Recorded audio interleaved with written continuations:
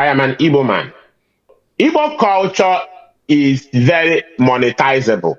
I'm Dr. Obinna Okafor. Oganiye Bigo, one, Nojoto. Ojoto is a kingdom in Anambra State, Nigeria. Great. Igbo people are very competitive, right? They are very competitive, which comes up sometimes as aggressive, which comes up sometimes as being proud. You need to be schooled, you need to be educated, right? Some years ago, a wise man told me something. He said, if you think peace is too expensive, try war. If you think education is too expensive, try illiteracy. Okay? Now, you want to have a kingdom in someone else's country and they don't want it. What are you supposed to do? You stop. Past, right? Some Igbo traditional rulers has been against this SMD thing in diaspora. You know, because they say some of them, when they return home, they still carry themselves as king when they return home, thereby having kind of clashes with the king of their hometowns. You stop. This hunger for power and desperation for leadership is what has put many parts of Nigeria where they are today. For example, look at the East. We can hardly go to the East to do business. You can hardly go to the East to do shows with a fair public gathering for East, simply because it's not a safe place. This king now wants to build an estate. What that thing is just an estate. The question I ask myself is, if a Ghanaian person or a Ghanaian group, the Asante, the Gas, the Ewe or whatever, comes to Igbo land, comes to Enugu, Onitsha, or Owerri or whatever, and build a kingdom, how will I feel? Yes. You understand? Yes. This is the first question I ask myself. Yeah. And how will an average Igbo person feel? Yes. The truth of the matter before God and man is that I will feel great.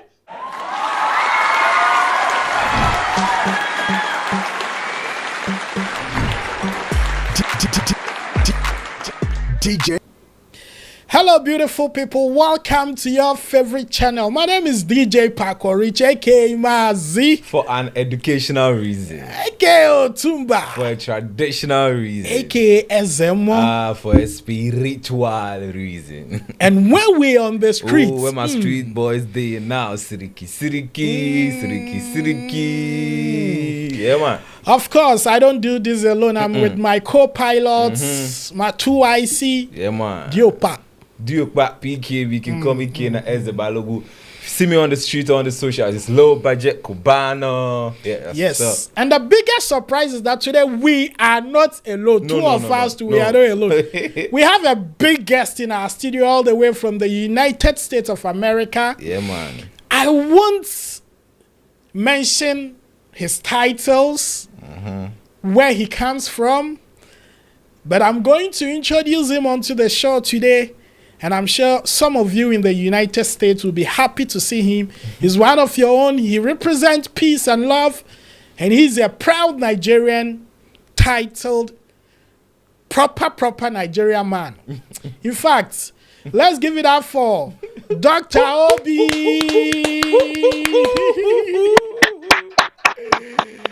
Hello, Doctor. How are you doing? Yeah, I'm doing well. Brief introduction. I am Dr. Obinna Okafor.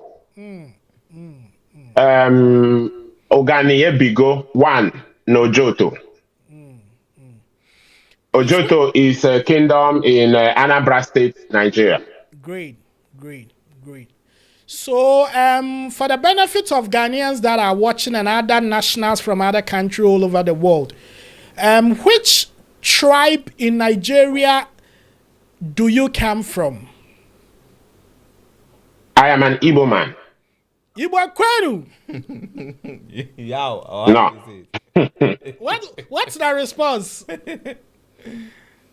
So, Igbo Kwenu, you say, yeah. Then you say Igbo kwenu again, you say, yeah, they say Igbo kwezono.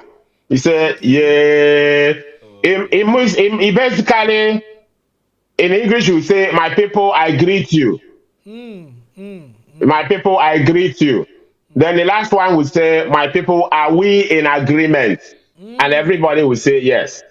Beautiful education. So Yeah. if you want to learn some Igbo culture, this is some of the Yeah. tips you should get to know. And so Yeah.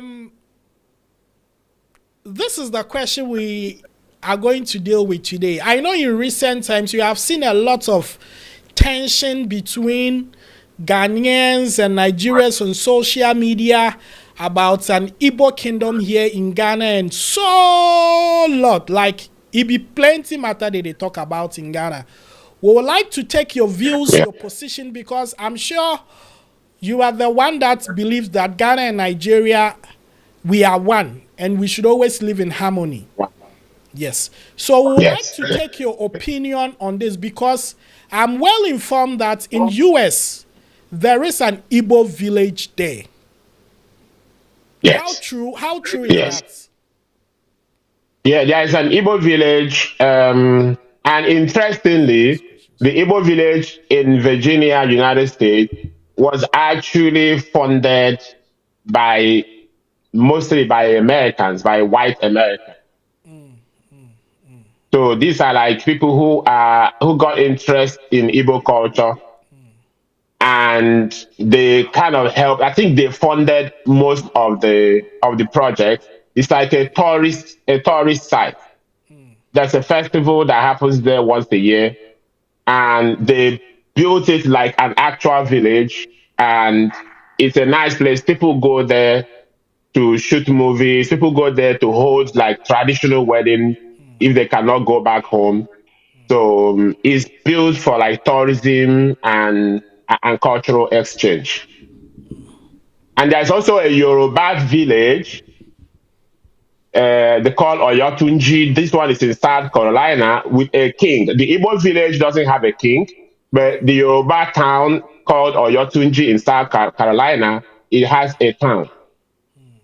Sorry, it has a king, but the first king was a black American who identified as a descendant of Yoruba. I think he died and his son took over as the Oba. And I think that Oba just died last year. Maybe they are going to crown another one. So these things are like cultural relics, like where people will go and experience something close by instead that they would have gone far away to experience. Yeah. PK, you have some question for? So, Doc, so if I may ask, I'm sure you've heard with regards to the project that the king of Igbo in Ghana wants to do. What do you think is some of the differentials between what is happening in the US and what wants to happen in Ghana now? Because, like you rightly mentioned, there's an Igbo village in the US where people go there for more like a tourist site, but you're able to have the Igbo cultural experience there. But in this case, when you come to Ghana, the king of Igbo wants to have a kingdom, more like an estate. I don't know, but if you listen to some of the things he mentioned, it looks a bit different. I don't know your take on the differentials between what is in the US and what he wants to do here in Ghana. So I've listened to a whole lot of takes. I've listened to His Majesty Dr. Jude Ihenetu Ezendigbo of Ghana. Yes. I've listened to some of his interviews. I've listened to a lot of Ghanaians, especially Cyrus. Cyrus on YouTube was the first who was like very, very kind of very angry and stuff like that about it. So I've listened to. So first of all, in comparison to what's in the US, is first of all is the people. The people in America are not threatened by stuff like that. You understand, right? I mean, America is a big country. They don't think. I mean, it's a free country. Everything you are doing, as long as it's within the law, nobody really cares. You know. So it's kind of different, right? But with Africa, it's a little bit different. Before I get to what the guy was trying to do, Yeah. I see what's going on in Ghana as misunderstanding. Yes. Misunderstanding, right? Um, as an Igbo person, we Igbos are generally misunderstood in Africa. I see. We are misunderstood generally in Africa and in Nigeria especially. Not all Nigerians, not all Nigerians, because if you go to any Nigerian that is not Igbo and you talk one on one, like what's your experience with an Igbo person, they will tell you that they will have mostly good things to say, right? But the thing is, the Igbo people, just like the Jews, right? And there's a lot of people who have linked Igbo people with the Jews, right? Yeah. So Igbo people are very competitive, right? They are very competitive, which comes up sometimes as aggressive, which comes up sometimes as being proud. Me, I'm texting to you as an Igbo person who have had like self introspect to see what's going on. Why do these people have this kind of anxiety or this kind of fear about what Igbo people are doing? But before I go into that, so let me say what I think the SND Igbo is trying to do. Okay. So Igbo culture is very monetizable. Okay. From my observation, there is not a lot of African culture that is that much monetizable. And I'm not saying that other African cultures are not beautiful or exotic or whatever, but I mean monetizable, that is like making money from it. Okay. And the reason is because, first of all, there are a lot of Igbos. Igbos are between 40 to 50 million in number. I see. And at least half or more than half are within middle class, upper middle class, or rich. Okay? That's the second point. The third point is that Igbos are very nationalistic. So Igbo people like to identify with things Igbo. And me personally think that it is exacerbated by our experience in Nigeria, especially with the Civil War. Because in the Civil War in Nigeria was something that was meant to crush and exterminate the Igbo race. So we survived it, and it's like a people that others expected to die off, and even those that survived should be beggars on the street, should not amount to anything, should not achieve anything. But we survived it and we bounced back, and we are overcompensating. It's like when people tell you that you are nothing, you are nothing, you can't be anything, and you want to show that you are not nothing. So eventually you are going to show too much. Yeah. Yes. Like You understand? You are going to like show too much, right? So you see that Igbos like when Igbos gather, if you followed, I think you followed the birthday of Obi Kubana, right? Yeah. yes, we Yeah. did. Yeah. That's your premium Igbo people. I You see. understand? First of all, you are not seeing people in suit and tie. Yeah. You know, you are not seeing people in jeans and t-shirts. Yeah. You are seeing people in white native with red cap. Yeah. You understand? Those people, a lot of them like are multi-millionaires in dollars. They can wear the best Versace's. They can wear the best Gucci. They can wear anything, right?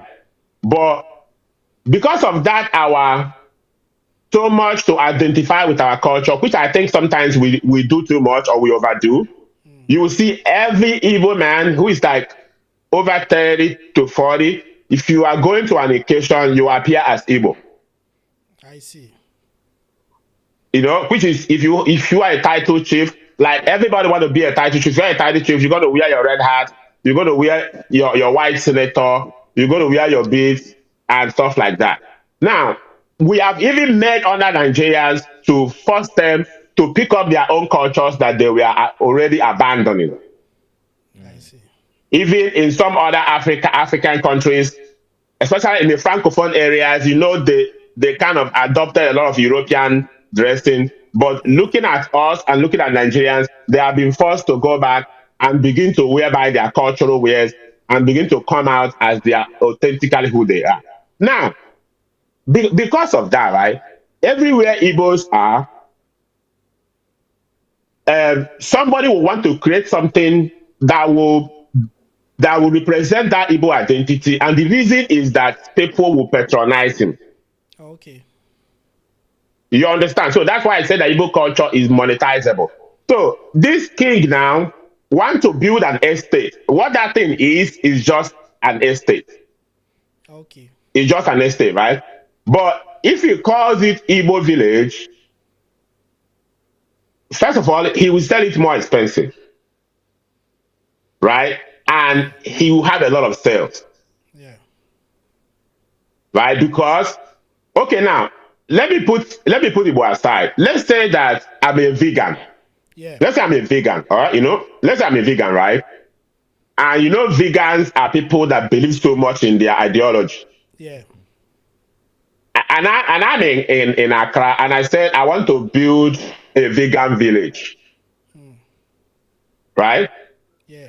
Every person who is a vegan will want to come there and buy a house. You understand? It's just like people who open gay club. It's not that that club is open for only gays, but that club is open to bring everybody that is gay to come and patronize. We get you. Right? Understand? So this guy I heard he wanted to acquire 250 plots, and then there he will build a palace, and then he will build a hall. That hall, you see, people will rent it for wedding, people will rent it for events, for special political events and whatever. He's going to make money. He wants to build a guest house, a 100-room guest house. That is a money-making machine there. And then he want to sell some of the plots, right?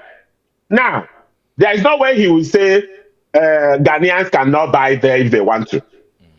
I think he There's no way he will say that. it will be exclusives for Igbo Igbo people. No. But he didn't say Ghanaians will not buy, but he said Igbos anywhere will come and buy. Okay. It will be illegal for him to say that Ghanaians will not buy. It's like it's a marketing, like it's a brand. Okay. It's a marketing strategy that he's trying. Me as an Igbo man, once I listen to him, I already know what he was trying to do. Okay. So so let me find. So what you want to do is that. So what you want to do that? He want to say, if I come to Accra, if I come to Accra, I would like to stop by in the Igbo village and see what's going there. So because of that, he's going to drive more sales in whatever. So it's a team. He want to team it with that Igbo thing. That's what I see there, like more like a marketing, branding strategy that he was trying to do. All right. Now, I'm going to play a video to you. But before I do that, I would like to ask these few questions. One, so we can now say that what he is trying to achieve is in his personal interest, but not in the interest of the entire Nigeria country. Because I feel that the Nigeria High Commission is supposed to, host governors and, dignities when they come in. But looking at his statements and how he presented his issues, I think it looked and sounded like he's the one that is in Ghana that wants to sideline other Nigerian tribes here. Because honestly, we in Ghana, we cannot identify who is Igbo, who is Yoruba, who is Hausa, or who is from Benin, or all the 300, how many states? 380 states. Yes, we don't know the difference. So we welcome you and we accept you as a Nigerian. You understand? So I personally feel that what he's doing, he should have come clear that I'm doing this for myself and not for Igbos. Then I'm sure people would understand him and see him from a businessman point of view, because we have a lot of estates here in Ghana, Airport Hills Estates. Trust me, you can't just have money and tell them that you want to acquire a property there. They would have to do your back check, know that what you're doing is legitimate, where you represent, before you can even have an apartment there. So I feel the miscommunication, and he sounded more like he's forcing it on the people. And so a lot of people would misunderstand him. But if you don't mind, I want you to listen to this video very carefully. Then after that, you will correct, because most of these misunderstandings are created from social media. So if we have knowledgeable people like you to... So before you play the video, right? Okay. Before you play the video, let me respond to what you said about the High Commissioner and stuff like that. Okay. Now, like I said, a High Commissioner represents all Nigerians, right? Igbos are a subgroup in Nigeria, right? Like I said, he want to monetize the fact that Igbo people will want to identify with anything Igbo. That is one. Two is that Nigeria is a little bit fragmented, in terms of how we relate with each other, in terms of our inter-ethnic whatever. We are still struggling. Let me just put it that way. We are still struggling. So basically, ethnic groups, like the major ethnic groups, which is mostly Igbo and Yoruba, those are the ones that travel a lot, maybe Benin. When we go overseas, we do our thing. We do our thing, right? But maybe if you need passport or whatever, you go to the High Commissioner or anything that has to do with the government. But other than that, you deal with your own people because you kind of have more trust in them. You kind of believe that they will help you more than the embassy will help you. The High Commissioner are politicians. You might not even be able to see them if you go there. They might not even care about what happens to you. I mean, the perception that people will have, right? So people will have more faith in him. As an Igbo person living in Ghana, if they have a problem, they will have more faith that he will be able to help them than a High Commissioner that they might not even be able to see, even if they try to. Even if they try to. So it's like that, right? So it's like him is there. It is personal business. That would have been his estate that he's paid with his money. It does not belong to Igbo people. It belongs to him. He can decide who comes there and what he wants to do with them. If he dies, his children will inherit it. It's not like Igbo people will inherit it. You understand? That's his personal property. But he just wanted to brand it Igbo because it will give him an already market. It will give him a market of people who will be ready to patronize. But I can guarantee you that there is no way a Ghanaian will come and say, oh, I like this place, I want to buy a land here. I will say, no, you cannot buy, you are not Igbo. That will be illegal. And I don't think he's stupid enough to take that step. Well, okay, quickly, let's watch this video from this narrative so that you can have the opportunity to correct the wrongs in the video. And then after that, we'll continue with this conversation. So, Director Gray, if you are there, play me the Nigerian guy that had something to share about this whole Igbo conversation. I think he was making some point in there. So, share that with us, full screen.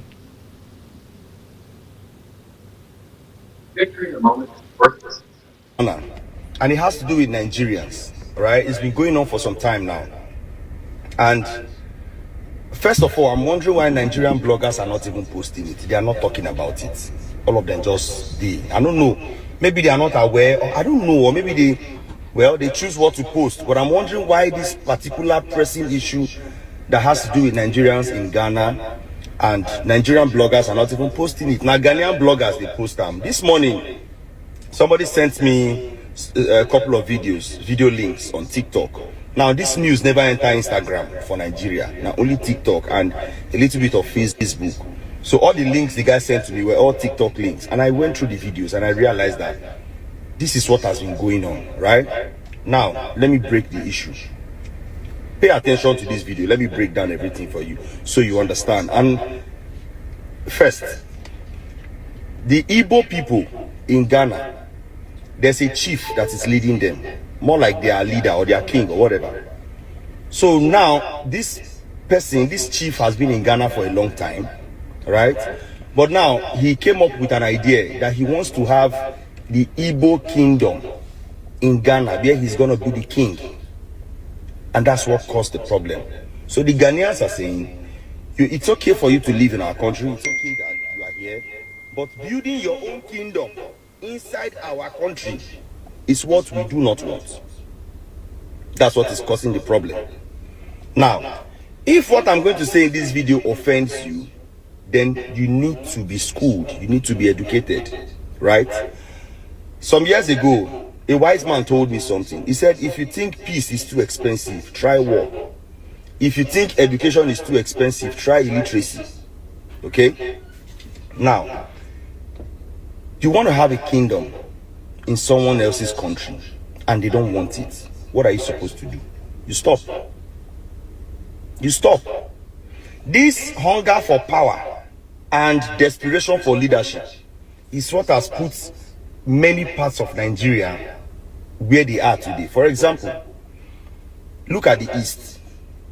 We can hardly go to the East to do business. You can hardly go to the East to do shows. We dey fear public gathering for East simply because it's not a safe place. And this has happened for going to a decade now. This has been happening for long. Today you hear say they buy people here. Tomorrow you hear say they buy people there. The next day you hear say they buy soldiers for here. And it goes on and on and on. At the end of the day, this issue now is going to affect innocent Nigerians that are peacefully doing their businesses in Ghana. If they push this motion so hard that Nigerians should go or Igbos should go, Ghanaians don't know who be Igbo. They are Yorubas in Ghana and probably Hausas. They are maybe Akwa Ibom, Calabar, Port Harcourt, or any other people from other parts of Nigeria. They Ghana. But Ghanaians don't go know who be Igbo and who no be Igbo. At the end of the day, the agenda is going to be Nigeria must go. If they say Nigeria should go, the most affected people will be the ordinary people who cannot even speak or who do not have a voice that can be heard. Let me say this. Ask yourself, America used to give Nigerians 5-year visa with multiple entry, which means you have a 5-year visa and you can enter America as many times as you want within 5 years. Now they have reduced it to 3 months with single entry. So they will give you 3 months visa and you can only enter once. If you go out, the visa is expired. Even the 3 months visa, if you enter once, you can't stay for the whole 3 months. Another one that happened again, Canada now said before they give a Nigerian person visa, that the Nigerian person must have at least $10,000 in their account. Most Nigerians, if they had $10,000, they won't be traveling out. They won't go out. They will start a business here. The UK too has tightened up. Dubai said before they give a Nigerian person visa, you must have at least 17 million in your bank account and you must be above the ages of 45 to 50. So now elderly people, they give visa now. People don't live life finish. We know they desperate to stay their country. What does this tell you? A lot of other countries don't adjust when it comes to giving Nigerians visa. What does this tell you? It means they don't want us. Our country has failed us. Our government has failed us. But we cannot afford to fail ourselves. What I'm trying to say is, all of these adjustments where these countries they make, now because of some Nigerians, you know, they protect our name outside. They go outside the country, they do bad things. They do prostitution, they do fraud, they carry this kidnapping, go their side, they go do many things where they tarnish the name of that country where they live in, and nobody won't make in house scatter. This is a simple thing. Let us protect our name outside so that people can allow us enter their houses and stay in peace. If you dey your house, somebody enter your papa house, your family house, come they talk say for this family, we must they eat rice every Sunday, we must they eat beans every Tuesday, we must eat swallow every month. You no go like say the person they put all those rules, or for your family una dey 10, the person call be 7 of una. Well, Doc, it looks like the video is a bit lengthy, so we'll have to, cut it at this point. Yeah, I think I got where he's going. Yeah. So, what are some of the things that he said in this video that you feel that needs to be corrected, or things that he said that you feel that I think he was making some sense in there? Okay, so there's what Chimamanda Ngozi Adichie, the famous Nigerian author, Yeah, called "The Danger of a Single Story." yeah, Right? The main problem is that Nigerian economy has taken a hit within the last 10 years. yeah, You understand? Like serious hit. For instance, I was in Nigeria in 2014. In 2014, I was doing something, and when I was coming back to the US, I had some money that I wanted to keep back home. I'm like, let me leave this money back home, so that if I need money, I can from here and make payments and stuff like that. I left it in one bank. That money was $20,000, right? But the mistake I made in my life was that I changed it into naira. You understand? I changed it to naira. Naira was stable. I was not nobody was worried. Naira was stable. That time naira was 220 naira to $1. You understand? yeah. So I changed it. And he gave me about 20,000 times 220. It gave me about 4.4 million naira. Okay. Okay, so I opened an account in a bank and I put it there. So I was not able to do all the things I needed to do to be able to have remote access to that account, so that I can be able to use the money from overseas, right? So when I came back here, I couldn't access the money. The bank was telling me, bring this, bring this. So I just forgot about it. And I've gone to Nigeria many times. And when you go, you have a week or two, you are rushing, whatever, whatever. You are not able to do this. Yeah. In 2015, Nigeria Change Party, this current party entered. Nigerian economy crashed. The currency went from 220 to $1 to about 500 and something. So that my money got wiped out. So, and I was still looking at it like, what am I going to do? Like, I just best live and there. Today, naira is 1,500 to $1. So my $20,000 is now worth 2,000 something dollars. I'm telling you, that's what my $20,000 is worth now. 2,000 something dollars. If I had kept that money in dollars today, I will have 30 something million naira. Yeah. But it's there 4.4 million with a few interest. If with a few interest, it's still there. But if I have left it and it's dollar, I just foolishly change it to naira. If I left it, so just to tell you how Nigeria economy has crashed. People something you are buying, like for instance, a bag of cement that we were buying like 1,000 naira, 1,200 naira, now it's 10,000. So the economy has tanked. Nigerians are already people who like to travel, but the fact that economy has tanked has made more people to travel. So the more you have more people travel, the more, because Nigerians are many. If 10% of Nigeria travel, that's 20 something million people. That's almost the size of a country. Yeah. So inside there, you're gonna have, even if 10% of that 10% are bad people, that's gonna be 2 point something million people. So it's gonna be loud. Yeah. You understand? And you know that negative news travels faster. Yeah. So if you have 100,000 Nigerians in Ghana and 990,000 are very good people obeying the law, doing everything, helping the Ghanaian economy and whatever, and even just 1,000 out of that 100,000, do crime or do whatever, that is all we are going to hear. We are all going to hear Nigerians are coming here and doing this and doing it. That's just the nature of how we interpret things. Yeah. You understand? Ordinarily, most Nigerians will go to a place and when they go to a place, when Nigeria go to any African country, they're not going to look for a job. They are not going to. I don't think any Nigerian will go to any African country to look for a job. They go there to set up businesses. Well, some do. Because most African countries, some do, though. Not all of them, but some do, though. maybe like professionals. Yeah.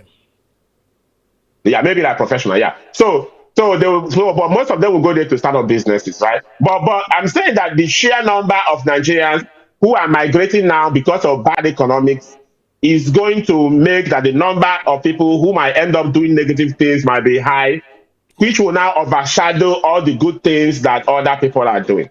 Yeah. You understand? Now he talked about the Eastern Nigeria, which is Igbo land. The insecurity there. So Eastern Nigeria used to be the most peaceful place in Nigeria until this time party got in 2015. We have a movement for independence that is going on over there, Yeah, which was the result of the Civil War. There is still movement. So that movement of the activities of the independence movement, coupled with how the federal government is handling everything is going.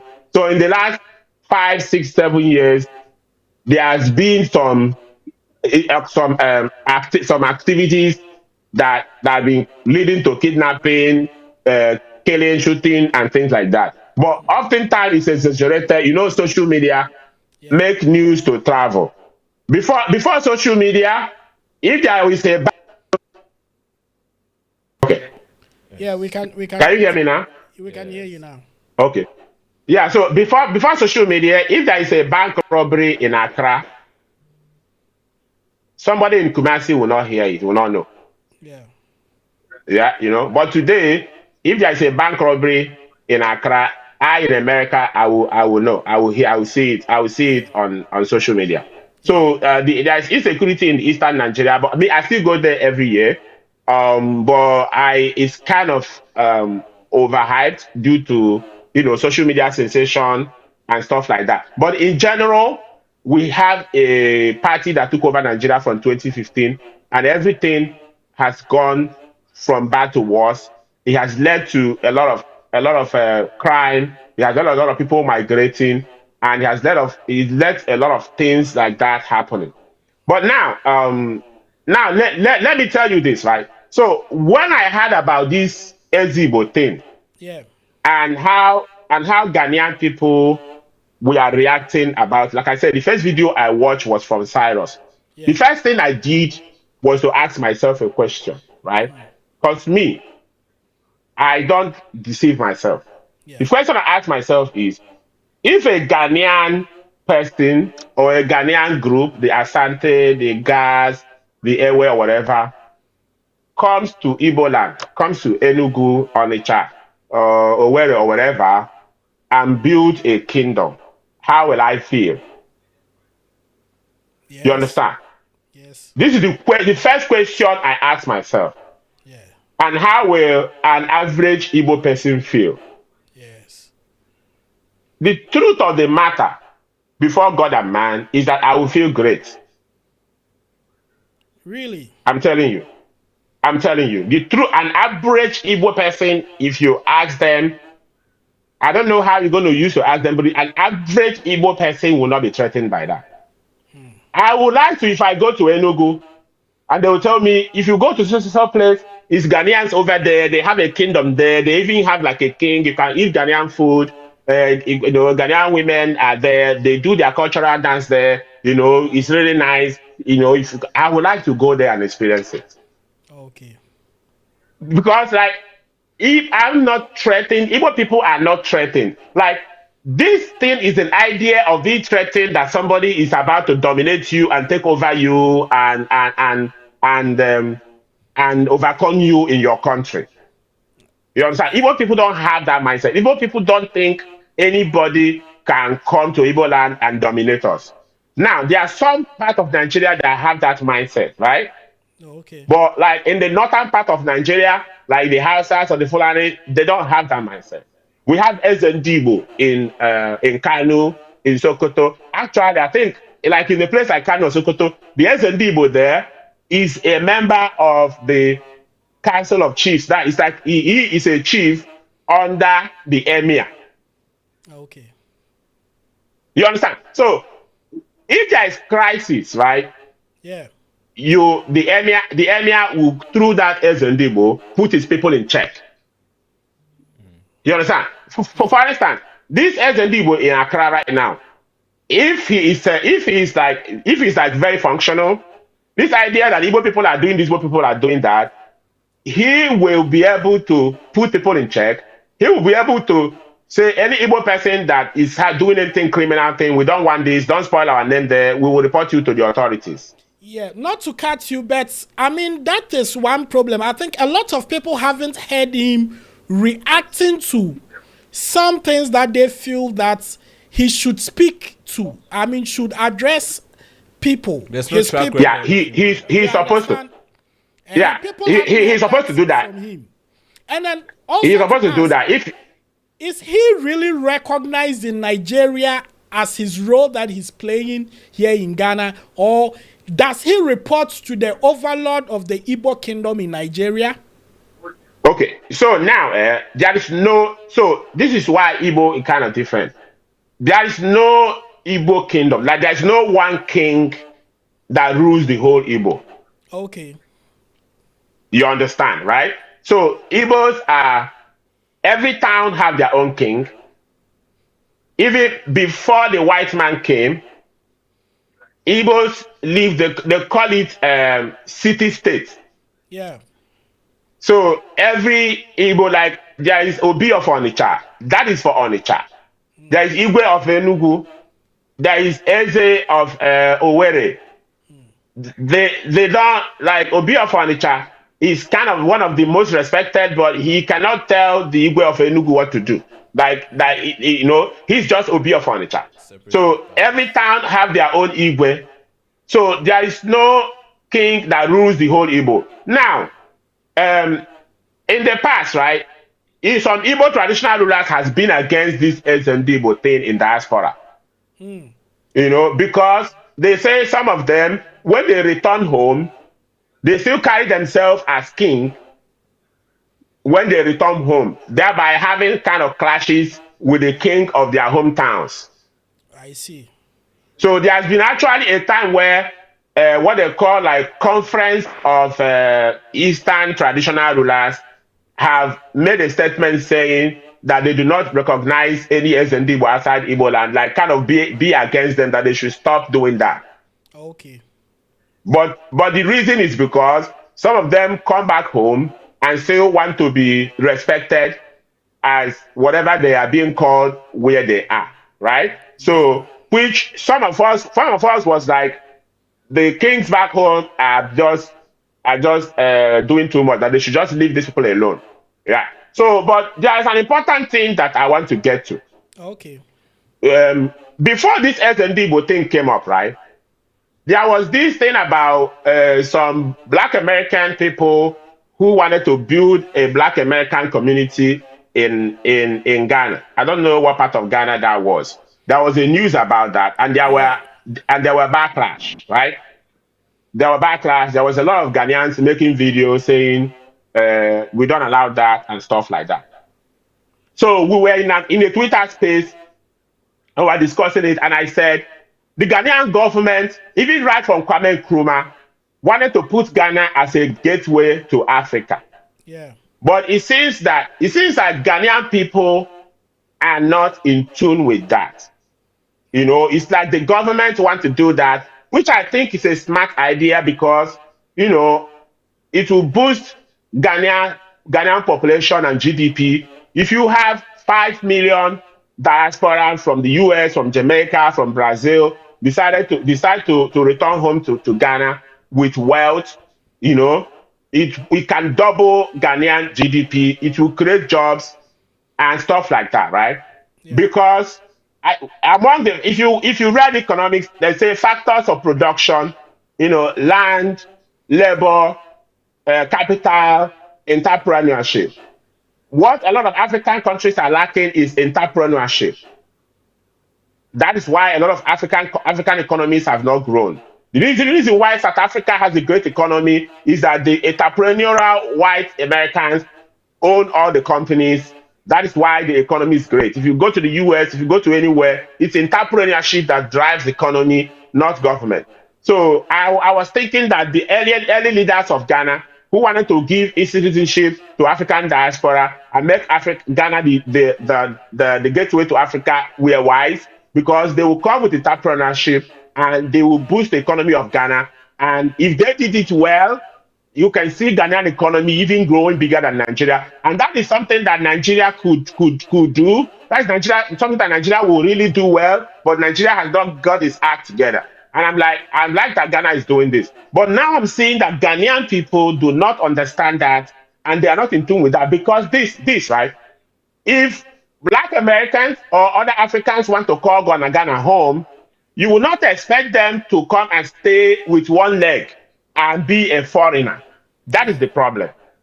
You understand? You either want to make them feel at home because the black American people who want to build a thing is also like a real estate niche, whereby they'll say if you're a Black American, there is this place that when you live there, because assimilation is not that easy. But when you live there, you live among people who kind of understand your own way of life, and you understand them. And from there, you can decide to branch out and go to other parts of the country. And the person who built that estate carve it up as a niche that all the Black Americans that are coming with money will buy from them. That is almost similar to what this Igbo is doing, right? And they cannot say that Ghanaians who want to buy will not buy. You understand? But it seems to me that the Ghanaian people, that thing has not either been explained to them or they do not want it. Because if you, like I say, if you have 5 million diaspora come to Ghana, the demography will change. You understand? The demography will change. So if you are not ready for that, then there's no point you inviting people to come. For instance, Onitsha, hold on. For instance, Onitsha is one of the most famous cities in Igbo land, right? If you go to Onitsha, the indigenes of Onitsha, they have a little place which is not even up to 10% of Onitsha metropolis, which they carved out to be theirs, that the only indigenes can buy land or can stay there. The rest of the places are people who are not from there. You understand? So you cannot eat your cake and still have it. You cannot want people to come and come home and still want them to and still want them to stay as a foreigner. Because I see a lot of Ghanaians saying, you've gone to Ghana, you have to know that you're a foreigner. You have to no. If you really want people to return to Ghana, to return home, then the idea of them that they must stay as a foreigner has to go. The reason why I live in the US is that US is a place whereby when you come in, you are not made to feel like a foreigner. You have every right that everybody else have. Yeah. Any day this country start making me feel like a foreigner, I will pack up my bags and go. I can go ahead. All right. So, PK, do you have something to share? Then I'll see what I'm coming first. Okay, so this is what I want to share with you. So, I'm sure if you really look into the history of Ghana, in the struggle for independence, when you go to certain portion of Accra, it was allocated for the whites during the independence era struggle for, power. And when Kwame Nkrumah was able to, gain independence, he made certain places that blacks were not allowed to enter. He opened up this space and now Ghanaians can go there. So personally, I feel that is a factor. And also, now, there have been a lot of foreigners in Ghana long ago living among Ghanaians, among us. It is not just in 2005 that Nigerians started coming to Ghana. They have lived among us for a very long time. But now this is the problem. In recent times, the conversation that keeps going on is like, more or less, it takes Nigeria to, uplift the development of Ghana.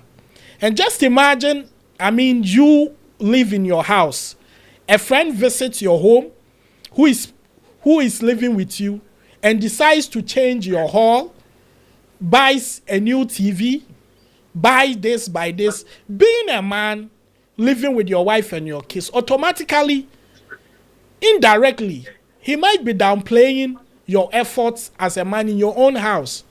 So I'm sure these are some of the things that have contributed to this kind of things. But honestly, I have seen a lot of Nigerians living in harmony with Ghanaians among the Ghanaian communities. But I think the recent problem is when people are going to be in groups living somewhere, then they feel like then there are countries or there are kingdoms in the kingdom. Now, when you go to a place like Kumasi, we have a place called Anwulaga Junction, which is settlements by the Ewe people. We have Fanti New Town, which is a settlement by Fanti people. So these things have been there already, but I think the rate at which the new generations are projecting some of these things is confusing. And one of the problems of Africa is ethnic and tribal wars. Every tribe believes that he's better off the other tribe. And so once these things are given space, and trust me, most of these conversations that are going on, these are being fueled by fellow Nigerians. I know that. You understand? And so then Ghanaians feel like in order not to allow these things that they go on for other countries to happen in Ghana, it's better sometimes to, okay, you are Igbo, live in Takrady, you are Yoruba, live in Cape Coast, you are, let's live among ourselves, but let us not separate, because trust me, what the Eze wants to do, personally, in the Ghana's rules to acquire land, they don't sell land outright like that. It's being leased. So we have Ghanaian towns that are even families that are fighting with people over lands, because maybe the land was leased to them for about 50 years, 60 years. Now the parents are dead and gone. The children feel that this is their land. Now the agreement was after 50 years. And after 50 years, these people will step in that they want to come for their land because it was unleased. Then it will become a problem. So I think in order for peace to reign, we all have to understand that, okay, this is what I want to do. Do you buy the idea? Is it comfortable? Building an Igbo village and calling somebody like Osei Kwame Despite to have a share in it, I'm not sure that they will have a problem, because they're equally rich people here in Ghana. So in the Igbo even village, there might be, okay, a Ghanaian museum there, this there. I think the whole idea and the mistake he made was there are certain things you need to be well structured and have other brains to support you to do it. But you also know that we don't have all the information. Because what also I don't think the Ghanaian government or the authorities are kind of communicating well about this. Okay, they have started engaging with him, but I think for him being the ruler of the Igbo here, when this thing started, he should have come out first and give clarity on what he said if he's been misunderstood. But then because I think the misinformation. So let me tell you. I think social media, content, right? Yeah. Like I see some Nigerians take some protests that was done in Ghana years ago. Yes. Some Nigerian content creators, they will put it, they say, oh, Ghanaians are now protesting. No. So people do all these things. Now, what the particular point that I'm trying to for you and a lot of Ghanaians to understand is that because I've seen some Ghanaians saying, "Oh, that's why they don't want you in South Africa." That's why I was watching a video where a Mozambican woman who was pregnant, you know, Yeah. went to a local clinic in South Africa to be seen. And there is these South African people that are going around in clinic, searching for foreigners, saying that foreigners are using their health care and kick this woman out, pregnant woman, right? Pregnant woman and kicked her out, right? And I felt pain. I don't think that even any Ghanaian would do a thing like that because this is like government hospital. Yeah. I remember many years ago. I was in Benin Republic. I was going to Togo, and we were two. One of my friends had a little bike accident, and he had a little cut. He had a little cut, and the bike took us to a local clinic in Benin Republic, and he got treated. They didn't ask for money. They didn't ask where are you from. He got treated, and we went. You understand? Yeah. But a country as developed as South Africa, that they are going about saying that a pregnant woman from Mozambique will not be seen because she's a foreigner. Is that what Ghanaian people want to copy? And one thing is this: if these things that they are doing, if Ghana gets known to be like that, the idea of the year of return, the idea of 30 December, the idea of bringing diaspora, because they are going to say it. They're going to say, oh, if you hate fellow Africans like that, what about us who are coming from the diaspora? Because at the end of the day, content creators will take whatever video they will get from whatever protest Ghanaians are doing against Nigerians or whatever, and they can do whatever they want to do with it. It's going to, at the end of the day, affect the reputation of Ghana. Ghana has a government. Ghana has a government, an effective government, I believe. The city of Accra has a government. The Ga Kingdom has a king. And I believe that these authorities can look into this and see. First of all, like I told you that when I saw this, I asked myself two questions. One was that if this was happening in Igbo land, how will I feel about it? And I believe that this is a good thing. And I think most Igbos would think that this is a good thing. And I'm not joking here. And the second question I asked myself, what Ghanaian law is he breaking? Do you know who I asked this question? Sam George. Yeah. I asked Sam George this question when this issue was being discussed on Twitter. You know, are there laws that this guy is violating? You know, and he was not able to point me to any Ghanaian law that is being violated here. No, So you can see that.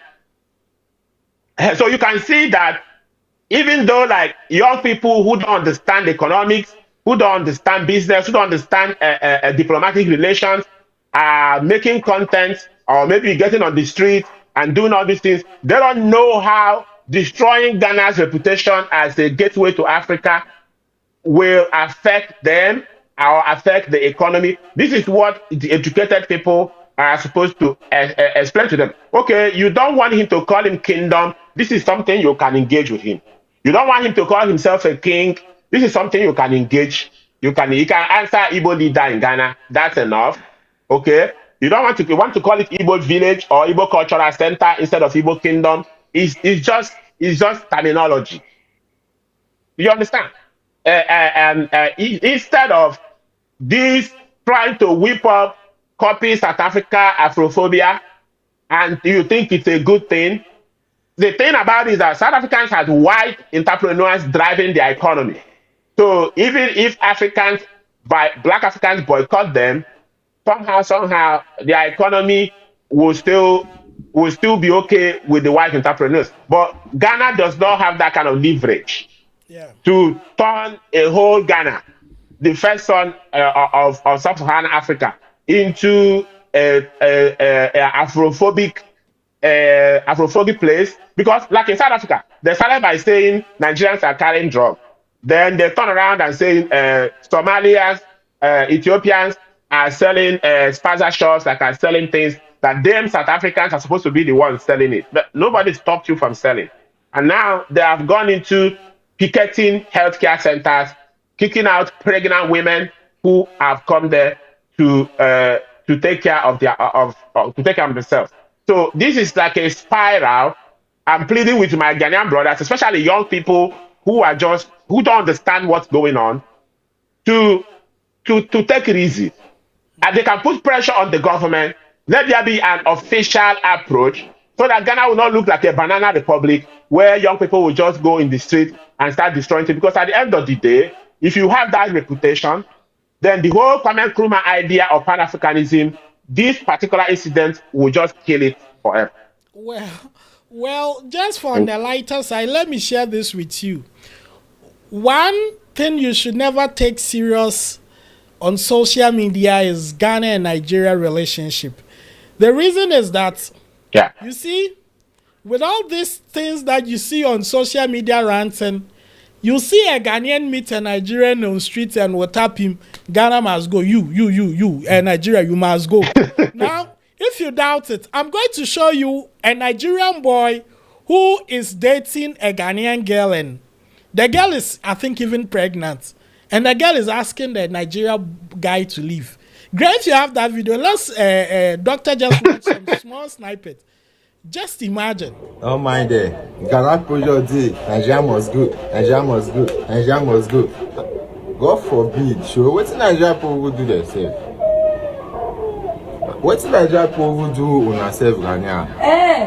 We are conform. We are cocaine dealers. I'm robbers. Mubeko. Nigeria, you must go. You the crazy. Nigeria must go. Thieves. I'm robbers. Cocaine dealers. Nigeria, you must go. Nah, me, I be Igbo, chief. You know be Igbo boy. I be Igbo boy. Who you be? You know be Nigeria. They say So, Nata, how on earth would you take these people serious? You understand? Yeah, so the thing is this, some people don't know. You know, one thing about Nigeria and Ghana banter, right? It's mostly comic. Yeah.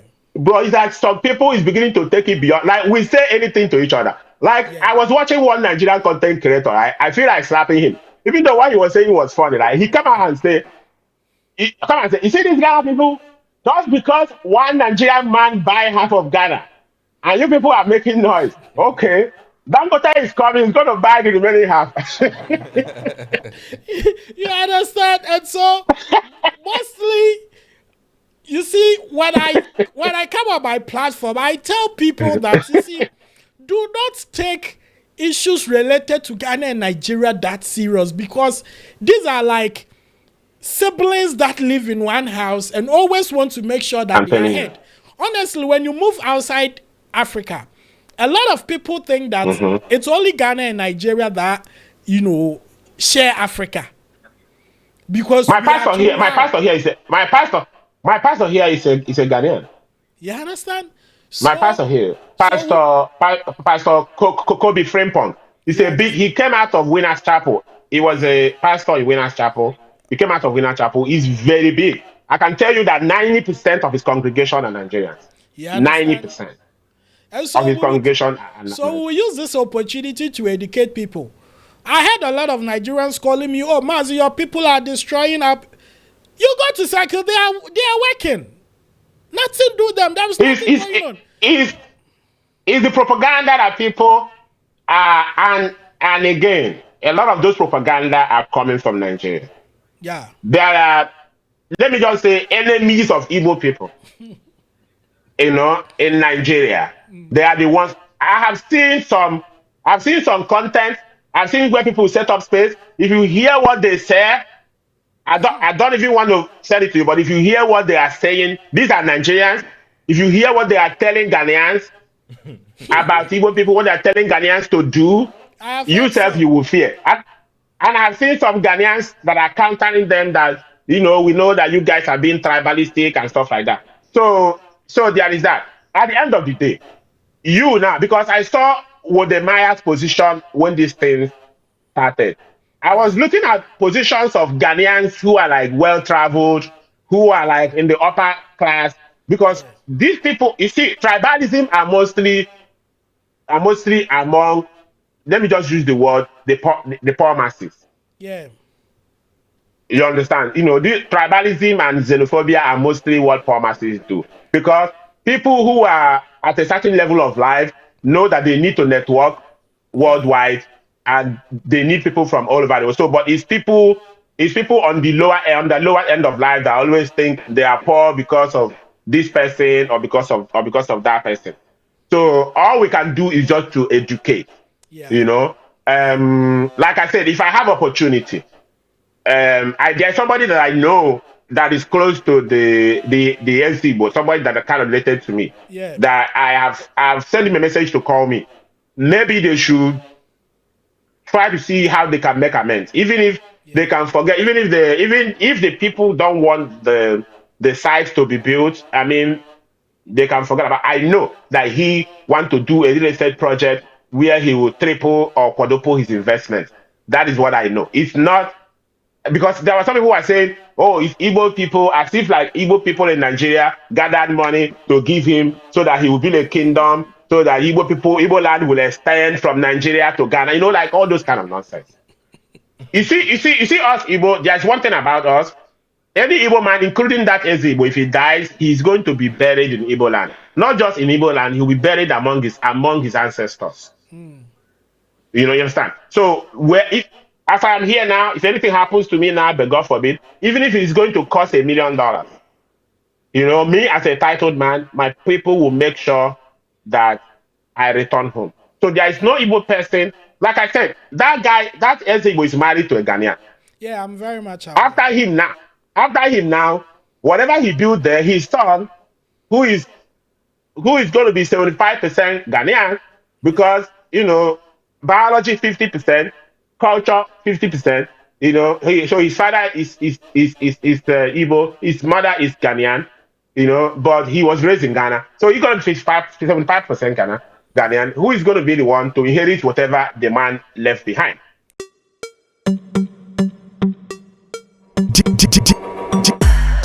DJ Paco Rich.